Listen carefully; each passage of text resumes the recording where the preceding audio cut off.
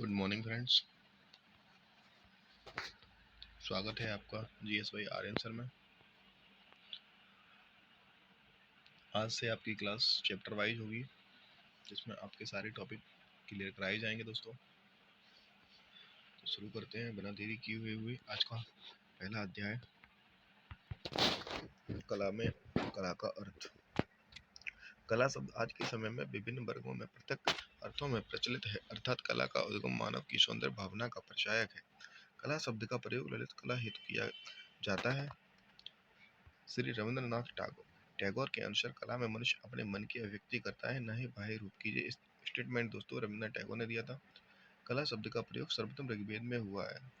Friends, कला शब्द का प्रयोग जो सर्वप्रथम मिला है वो ऋग्वेद में मिला है। इसके अतिरिक्त कला शब्द का प्रयोग शतपथ ब्राह्मण में, सांख्यायन ब्राह्मण में, आरण्यक में तथा अर्थवेद में भी मिलता है। कला शब्द संस्कृत भाषा से लिया गया है जो कि कल धातु से उसकी उत्पत्ति मानी जाती है, जिसका अर्थ होता है प्रसन्न करना। कुछ विद्वान इसकी उत्पत्ति कर्ण धातु से मानते हैं, जिसका अर्थ भी प्रसन्न करना ही है। संस्कृत में कला शब्द का प्रयोग अनेक रूपों में किया गया है। इसका व्यावहारिक अर्थ है किसी भी कार्य को पूर्ण कुशलता के साथ करना। आर्ट शब्द जिसका प्रयोग 13वीं शताब्दी के प्रथम चरण में हुआ है। साथियों, आर्ट शब्द प्राचीन लैटिन के आरस शब्द से बना है। इस शब्द का अर्थ है क्राफ्ट, जैसे कि स्वर्णकारी।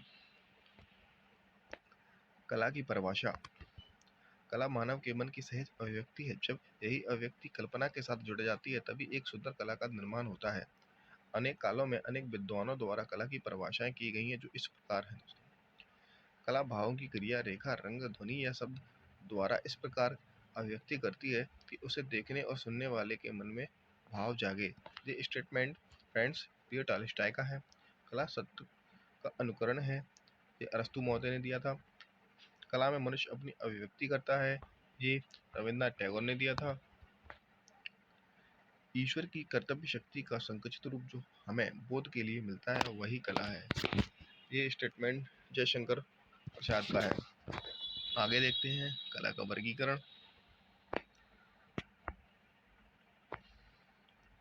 कला दो प्रकार की मानी जाती है, उपयोगी कला तथा ललित कला। वह कला जो हमारी दैनिक आवश्यकताओं की पूर्ति करती है, जैसे रंग, छपाई, आभूषण निर्माण तथा अन्य व्यवहारिक व्यवसाय उपयोगी कला के अंतर्गत आते हैं।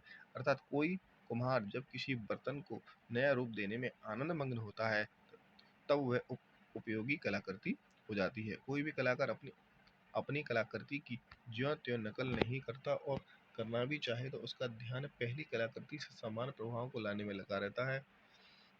वह कला जिसमें सौंदर्य की अनुभूति तथा आनंद की प्राप्ति होती है और जिसके अनुभूत सौंदर्य के पुनर्विधान से मानव की आत्मा का विवरण हो तथा चेतना सक्रिय हो, उसे ललित कला कहते हैं। जैसे चित्रकला, मूर्तिकला, वास्तुकला, संगीत कला व काव्य कला।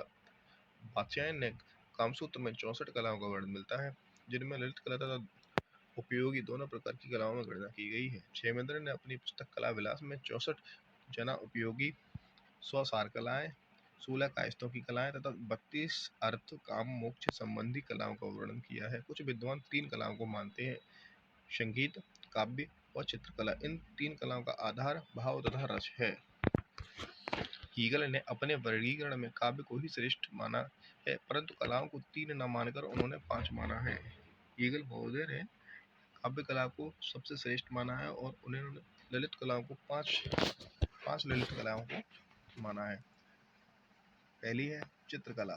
इस अत्यंत उत्कृष्ट एवं सूक्ष्म कला में रूप, रंग, आकार तथा लंबाई एवं चौड़ाई होती है। यह मनोभावों को अत्यधिक स्पष्ट करने में समर्थ होती है। दूसरी है मूर्ति कला। इस कला के अंतर्गत किसी वस्तु का रंग, रूप, आकार आदि निर्मित किया जाता है। यह कला उत्कृष्ट मनोभावों को व्यक्त करने में सक्षम होती है। तीसरी है संगीत कला। नाद तथा स्वर पर आधारित इस कला के द्वारा व्यक्त भाव अत्यधिक सूक्ष्म, स्पष्ट तथा हृदय ग्राही होते हैं। पांचवी है काव्य कला। शब्द एवं अर्थ पर आधारित इस उत्कृष्ट कला में स्वर एवं व्यंजन दोनों ही प्रयुक्त होते हैं। इसका प्रभाव भी चिरस्थायी होता है। पांचवी है स्थापत्य कला या वास्तुकला। इस कला के अंतर्गत मंदिर, भवन, मस्जिद, चर्च, पुल तथा बांध आदि का निर्माण कार्य होता है। कला की विशेषताएं। रूपों की निर्माण करती कला का महत्व स्वयं सिद्ध है। रूप स्वयं जीवन से प्रकट होते हैं तथा जीवन को भी प्रभावित करते हैं। इस दृष्टि से कला लोक निर्माण करती भी है। इन सभी कलात्मक रूप को ही संस्कृति कहा जाता है। इसी आधार पर भारतीय कला की निम्न प्रमुख विशेषताएं भी हैं। पहली है परंपरागतता। भारतीय कला एवं कलाकार सदा ही अपने पूर्वजों के प्रति ध्यानत रहे हैं। उन्होंने कला के क्षेत्र में विविधताओं को एक सूत्र में बांध दिया है, परंतु अपनी गौरवशाली परंपराओं का सादर निर्वाह भी किया है। दूसरी है धर्म प्रधानता। भारतीय समाज सदा से ही धर्म प्रधान रहा है, इसलिए प्रत्येक कला में मंदिर, मस्जिद तथा गिरजाघरों आदि का बस कलात्मक निर्माण हुआ है। तीसरी है अनामता। भारतीय कला को अजर अमर करने वाले महान कलाकारों ने सदा ही कला को प्रमुखता दी है। उन्होंने अपने काम के द्वारा ही कला को शिखर तक पहुंचाया है। चौथी है भाव विभंजन। आकृति, प्रतिकृति तथा अभिव्यक्ति की प्रधानता के आधार पर कला को निम्न तीन भागों में विभक्त किया गया है। पहली है आकृति प्रधान। इस प्रकार की कला सौंदर्यमयी आकृतियों का निर्माण करती है। दूसरी है प्रकृति प्रधान। इस प्रकार की कला में रमणीय प्रकृति तथा मानवीय सौंदर्य की यथार्थ प्रतिकृति की जाती है। तीसरी है अभिव्यक्ति प्रधान। इस प्रकार की कला में अमूर्त भावों को मात्र कल्पना के माध्यम से अभिव्यक्त किया जाता है। आध्यात्मिकता। कला हमेशा धर्म की दासी रही है, इसलिए देवी देवताओं की मूर्तियां तथा चित्रादि निर्मित होते रहे हैं। भारतीय कलाकार की मान्यता है कि कला भोग विलास प्रेरित कला नहीं है, बल्कि आत्मा को परम तत्वों में लीन करने वाली कला ही श्रेष्ठ कला है। दर्शिता।